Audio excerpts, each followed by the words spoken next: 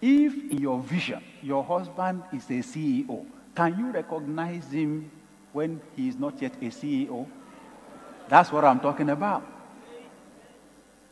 That's what I'm talking about. You know, when Pastor Nick and I married, we were not the way we are now. Hallelujah.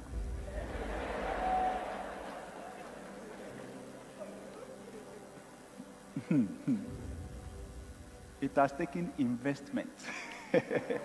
and you know, this is why I have an issue with guys who are always almost turning bachelorhood into an institution.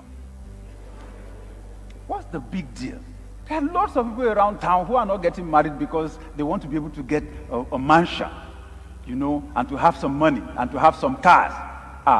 How can you marry a girl when you are not yet set? I mean, financially, you know, they already have a job. And they are waiting to have an ideal financial situation. And I'm telling you, if you're in that situation, you've been deceived.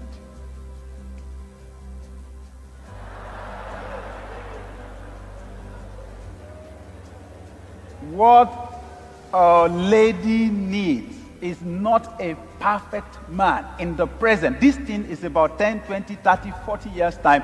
What she needs is a man who has a vision, who can define exactly where he's going and who he's going to be. That is what defines the kind of a wife he should marry.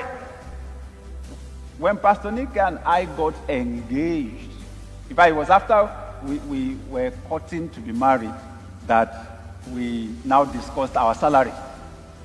And I discovered that her allowance as a youth corper was more than my salary as a pastor. And the day I told her my salary, I quickly told her, you know what? It's not going to be like that forever. I am going somewhere.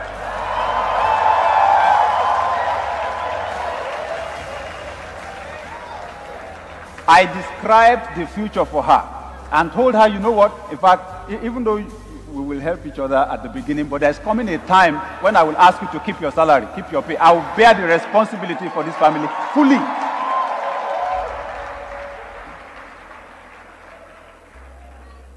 That's the essence of leadership. You have a vision and you have the capacity to communicate it. You should be able to sell your vision to a lady.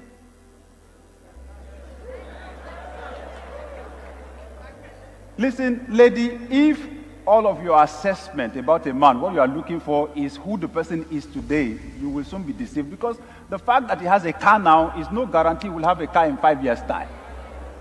Marriage is largely, listen, making a choice for marriage is largely a matter of intuition.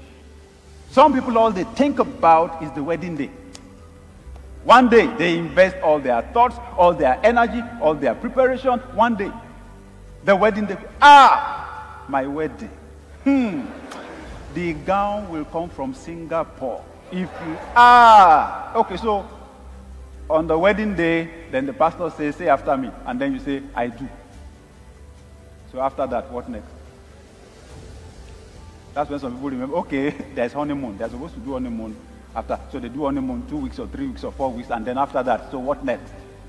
Nothing, no idea, because all they were thinking about was a wedding. Somebody gave us a book when we were preparing to get married, titled, After Every Wedding Comes a Marriage. So that we should prepare more for the marriage than the wedding. Okay, so that's the point. Who is this person going to be? And I'll tell you this. The reason why you're becoming mature is critical. Your spiritual maturity is the key thing. Your greatest asset in finding someone to marry is your ability to hear from God. Nobody can accurately predict your future or guarantee what it will turn out to be 20, 30 years from now except God. Nobody can predict the future except God. You need to grow spiritually and develop the ability to hear from God. You need to take time to pray. Take time to pray. Catch a vision of your future. And then you can marry someone who aligns with that future. Now, once your vision of the future is defined, your values will be defined. Your values are the things that are very important to you. If you value spirituality, the fear of God, you've got to marry someone who also values spirituality, or else you're going to crack that home up right from the foundation. If you value honesty, the person has also got to value honesty. If you value family, you need to marry somebody who values family. Your values need to align, your basic values. You may have a few differences, but your basic values, your foundational values, your core values need to align. And that's why you need to grow and mature. Because when you are not yet matured, your values are not yet defined. Once your future is defined, who to marry will be defined. It's not everyone that is husband material for you. Not every woman is wife material for you. If, as a woman, you are queen material, your husband has got to be king material. So it will make it easy for you to make decisions. There are guys who can't, there are loafers who can't hang around you. Okay? Because your future is defined. You've discovered your purpose. It helps.